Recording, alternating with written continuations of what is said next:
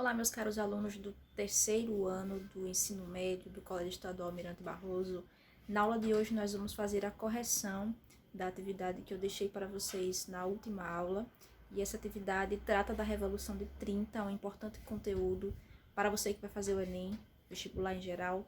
Então, vamos corrigir as questões, inclusive algumas questões de vestibulares. Então, elas vão ser muito úteis e importantes para vocês durante esse período aí de preparação, certo? Sem mais delongas, vamos ao vídeo. Vamos lá começar a nossa correção, certo? A princípio eu queria dizer a vocês que eu coloquei na apostila um resumão mesmo do que foi a Revolução de 30, de todo o processo histórico que envolve esse acontecimento. Acontecimento muito importante, como eu falei, para você que está estudando para o Enem, porque é a partir da Revolução de 30 que nós temos o início da Era Vargas, outro conteúdo também muito cobrado pelo Enem, certo? Então, nós temos aqui algumas dicas sobre o uso do termo revolução. Quando chegar na questão em si, eu explico com mais calma isso aí para vocês. Então, eu coloquei aqui algumas considerações sobre as eleições de 1930, Aliança Liberal. Coloquei também alguns resumos para facilitar o entendimento de vocês do conteúdo, certo?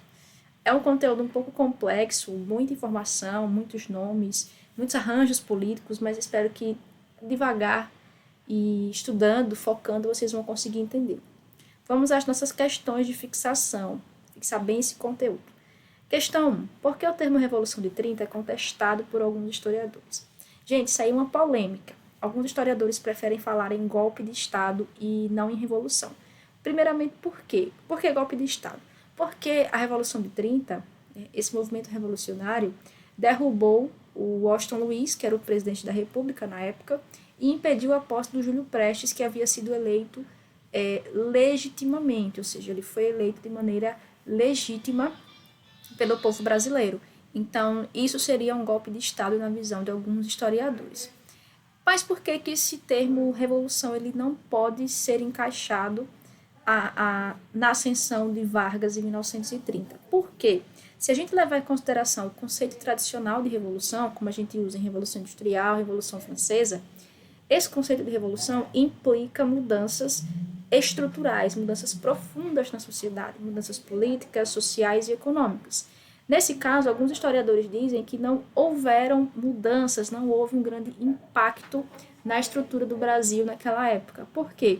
O país continuou sendo agrário e, embora essa influência das oligarquias tenha diminuído com a Revolução de 30, esses estados, os grandes estados, continuaram a fazer cena durante a Era Vargas. Então, não houve uma mudança muito profunda, estrutural no Brasil com a Revolução de 30. Então, por isso que esse termo ele é muito questionado e contestado pelos historiadores.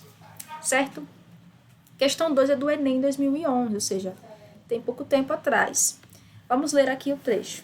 É difícil encontrar um texto sobre a proclamação da República no Brasil que não cite a afirmação de Aristides Lobo, no Diário Popular de São Paulo, de que o povo assistiu aquilo bestializado.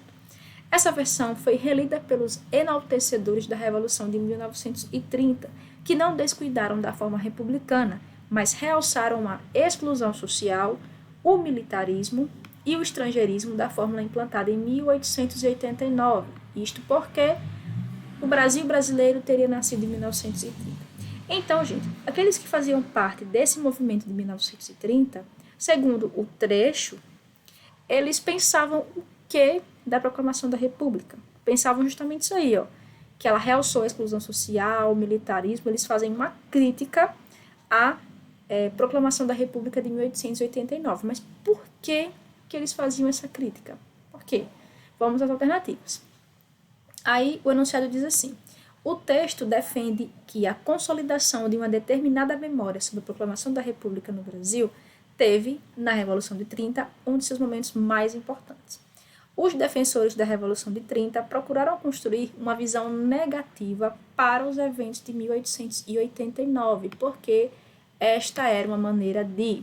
A gente já sabe que os partidários de 1930, lá do movimento revolucionário, eles queriam afirmar a importância desse movimento para a história do Brasil, para a memória brasileira, mas, em contrapartida, eles negavam, criticavam a proclamação da República que foi empreendida pelos militares, certo? Pelo Marechal Deodoro da Fonseca, que é o ícone, ok?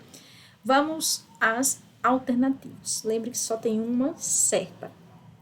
Letra A. O objetivo dos defensores da Revolução de 30 era valorizar as propostas políticas democráticas e liberais vitoriosas. Era isso que eles queriam? Não. Primeiro, porque não houve proposta política democrática, né? Já que eles conseguiram colocar o Getúlio Vargas no poder através de um movimento revolucionário. Então, descarte isso aí. Vou até colocar de vermelho para ficar melhor. Letra B. Resgatar simbolicamente as figuras políticas ligadas à monarquia? Claro que não. Se eles já estão criticando a proclamação da República de 1889, logicamente eles também não estavam a fim de resgatar aquele pessoal da monarquia, imperador, presidente de província, conselheiro de estado. Não. Letra C. Criticar a política educacional adotada durante a República Velha?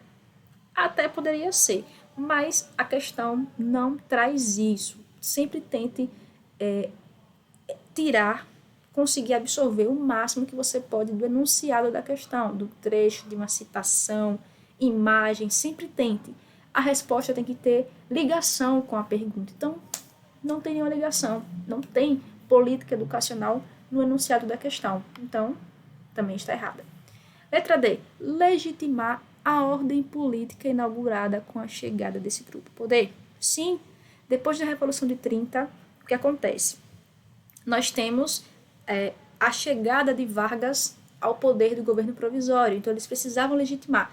Isso é muito comum, é tanto que em 1889, com a proclamação da República, também houveram tentativas de legitimar essa nova ordem política vigente, por meio dos símbolos nacionais, por exemplo, a instituição da bandeira nacional, do brasão de armas, do hino nacional. Então você tem aí todo um resgate de heróis brasileiros, justamente para reforçar essa identidade nacional. A mesma coisa em 1930, dessa vez através das mãos das pessoas que estavam envolvidas com a Revolução de 30, certo? Então sempre lembre disso. Quando você tem uma revolução, um golpe de Estado, você tem uma transformação política, né, você sempre tem aí uma legitimação dessa nova ordem política por trás. E a letra E, que já não faz muito sentido, porque a gente já sabe que a letra D é a correta, destacar a ampla participação popular obtida no processo da proclamação. Isso aqui não houve, gente, jamais. A proclamação, como vocês podem ver aí no enunciado, ela não contou com participação do povo. O povo assistiu aquilo bestializado, ou seja, o povo não teve interferência nenhuma nesse ato político, certo? Dando sequência, nós temos aqui a questão número 3, da PUC do Rio Grande do Sul, uma questão de vestibular também. Enunciado. Façamos a revolução antes que o povo a faça. Essa frase célebre ficou muito famosa, e quem disse essa frase foi o governador de Minas Gerais, Antônio Carlos de Andrada. Gente, Antônio Carlos de Andrada é aquele típico exemplo do cara que foi passado para trás. Por quê? Lembre do jogo da política do café com leite. Você tem um revezamento de políticos paulistas e mineiros na presidência da República. Aí, o Washington Luiz deveria indicar um presidente mineiro, já que ele governava pelo PRP, pelo Partido de São Paulo. Então, pela lógica do café com leite, ele deveria indicar para as próximas eleições, para a situação, um candidato de Minas Gerais. E esse cara já era o Antônio Carlos, já estava decidido. No entanto, ele indica quem? O Júlio Prestes, que também era paulista, e aí corta esses laços da política do café com leite, rompe com essa política. Então, o Antônio Carlos, ele solta essa frase naquele momento conturbado e, segundo enunciado, ele deixa entrever a ideologia política da Revolução de 30, promovida pelos interesses. Então, quais eram os interesses que estavam por trás desse movimento revolucionário? Letra A. Da burguesia cafeicultora de São Paulo, com vistas à valorização do café? Jamais. Nunca. Gente, se o movimento revolucionário estava criticando as oligarquias dominantes, São Paulo e a burguesia cafeeira eram o centro dessa dominação política. Então, nunca, né? Letra B. Vou colocar de vermelho aqui novamente, pessoal. Eles estavam falando dos interesses do operariado com o objetivo de aprofundar a industrialização? Também não. Não temos o interesse do operariado nessa Revolução de 30, né? Nessa ideologia política. Dos partidos de direita fascistas no intuito de estabelecer um Estado forte? Também não, gente. Nós não temos ainda uma definição muito clara, nós não tivemos ainda a subida dos partidos fascistas ao poder na Alemanha e na Itália. Então, isso aí é meio anacrônico, né? Isso não existia. Das oligarquias dissidentes aliadas ao tenentismo pela reforma do Estado? Sim. Lembre da Aliança Liberal, a chapa que era composta pelo Getúlio Vargas e o João Pessoa. Sim. Uma das propostas da Aliança Liberal era justamente essa reforma moral do Estado, essa reforma na educação, na política. Então, você tem uma ampla participação dos tenentes dentro desse projeto da Aliança Liberal. E a Aliança Liberal ela congregava essas oligarquias chamadas de dissidentes, ou seja, contra as oligarquias dominantes lá da política do café com leite, certo?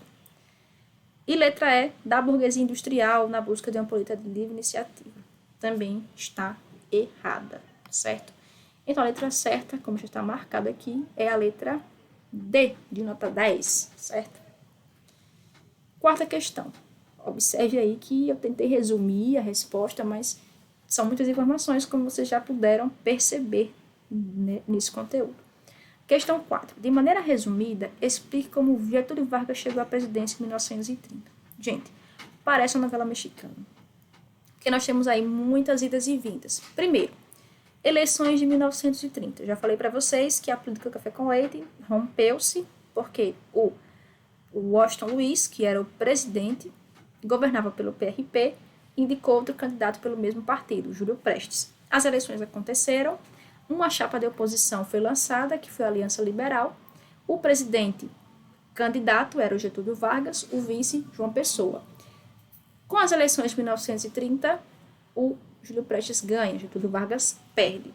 Alguns setores mais jovens do tenentismo, da Aliança Liberal, não aceitavam essa derrota do Getúlio Vargas nas urnas, porque, como vocês sabem, as eleições na época eram fraudulentas, eram recheadas de problemas.